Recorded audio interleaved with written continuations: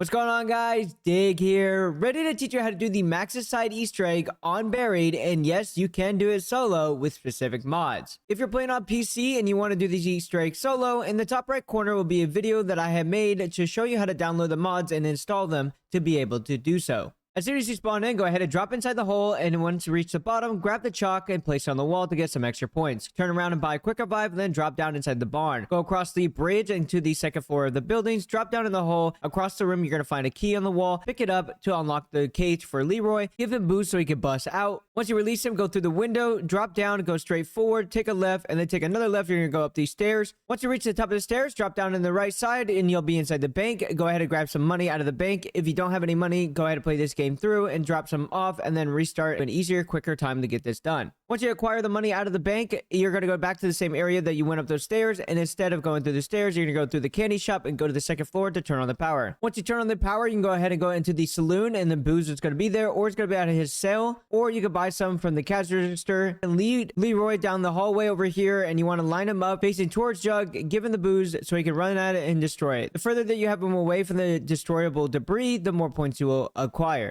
Once you release Jug, go back to the saloon and pick up more booze. Then you're going to go through the candy shop, go in front of this church. You're going to break it open with Leroy. And then once you're inside, go to the back left and grab Vulture Aid. And behind the podium, you're going to pick up this battery. As you exit out of the church, if you go over here to the right side, you'll find a device. Go ahead and place the battery on this device and craft it. Then you're going to go up the stairs like you're going to the bank. But instead of going right, you're going to go left, jump across, and then you're going to go downstairs. Once you go past the chalk on your right side, over here in the corner on the left, you're going to pick up this wire. Go ahead and place it on the device where you place down the battery. Then you're going to proceed into the barn, drop down over here to the right side. You're going to find an antenna. Go ahead, pick that up and place it on the device.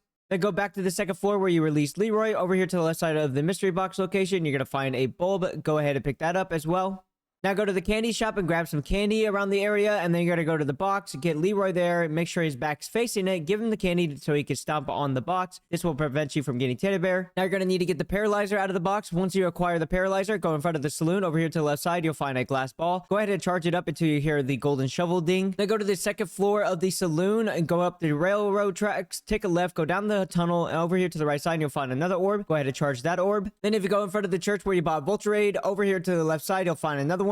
Go ahead and charge it up as well. Then you're going to proceed into the witch's house. You can either break the debris in the front, or over here to the right side, you can shoot on the ground with a paralyzer, jump in the air to fly over the debris. Once you purchase the front door, go through the entire house, and then when you drop to the backyard, over here to the left side, you'll find the fourth and final glass ball. Go ahead and charge that up as well. Now you're going to go to the back side of the witch's house. Go ahead and drop down, take a left, go up the stairs, and then you'll be back in the power room area. Now, once you're back, you're going to be looking up around the area for a floating lantern. You're going to cook a grenade and have it explode mid-air to drop the lantern on the ground. Pick up the lantern, and once you pick up the lantern, you're going to get a pile of zombies, and you're going to melee Leroy and have him run him over. By doing so, you're going to hear a small, faint chime of charging up sound. And once you get enough eliminations, if you go up the stairs that leads you up to the bank, instead of going to the bank, jump across to the left side, and you'll see a lantern on the ground. Go ahead and place your lantern on the ground by crafting it, and then you're going to get a cipher on the wall. Now all you got to do is match your cipher for the cheat sheet that's on your screen right now to the words that are underneath it. Once you get your 3 statements, you're going to go ahead and go inside the saloon, buy the Bowie knife, take the stairs up to the left, and get inside the tunnel. While you're inside the tunnel, you're going to find these signs that are scattered throughout the tunnels. They'll have the statements on there. What you need to do is melee them with the Bowie knife to have a faint red mist come out of them. If you accidentally melee the wrong one, just re-melee it to get rid of the mist. And before we do this step, you got to go back to the mystery box and grab time bombs. And once you acquire the time bombs, you're going to want 2 different players at 2 different locations on the map, training up zombies. You're going to want 1 person in the second floor of the barn, then you're going to want 1 person in front of the saloon. Now you're going to make your way inside the tunnel, and you're going to melee your 4 signs. So you melee the 3rd one, and you find your 4th one, do not melee it, throw down a time bomb first, then melee it. A wisp is going to come out, and then you're going to follow that wisp all the way through the map. Now for your teammates that are training the zombies inside the barn and in front of the saloon, what you need to do is have the wisps fly through the zombies in order to keep the wisps alive. If you do not do this, it will die out, and you're going to have to redo this step. But once you follow the wisps all the way back to that first device that we were building, then you're going to activate your time bomb and rinse repeat by meleeing all the signs again and meleeing the 4th one and following all the way through. Once the second wisp reaches the device, you are ready for the final step of the Easter egg. Now you're going to need somebody in the witch's house. You're going to enter the witch's house, drop down, go up the stairs, go through the bookshelf hallway, and over here to the left side, you're going to find a device. This person is going to stay here for the remaining of the game until until you're done with this step. The second person is going to be ringing bells based on the information that they receive for the person that's in the witch house. On this board, there's going to be 9 light bulbs. If you're starting counting from the top left light bulb, that's going to be 1. And if you go down, that's 2, 3, 4, 5, 6, 7, 8, 9. If you're in the witch's house, your job now is to interact with the lever, and whatever light bulb is shining, you're gonna have to tell the other person that's in the other side of the map to ring a certain bell. Here are all the locations for the bell. If you go inside the candy store on the second floor over here, you're gonna find the first bell on this table. The second bell is gonna be located to your right on top of the stove. The third bell is gonna be located by the doorway on top of this chair. The fourth bell is gonna be located in the barn as soon as you jump across right here. The fifth one is gonna be turning around. It's gonna be located on top of this hay barrel. And the sixth one's gonna be located forward to your left on top of this hay barrel. Now you're gonna make your way in front of the candy shop, and the 7th location is gonna be immediately inside the courtroom to the left side right here. The 8th location is gonna be located to the left side of the judge's bench, and the 9th and final location is gonna be located to this table over here to the right side. Now once you tell the other person what bell to ring and they ring it, the light bulb will turn green. You're literally just gonna rinse and repeat this entire step by telling them what number bell they need to ring. They're gonna ring it, the bulb's gonna turn green, and you're gonna do this to all 9 bulbs. Once you do this, the lights are gonna be completely turned off of the device. Now for the official last step of the Easter egg, you're gonna need to position your teammates around the map. First, you're gonna go inside the chalk room and you're gonna grab the PDW, and then go to the front of the jail cell and put it on the wall right there. Everybody will purchase the PDW,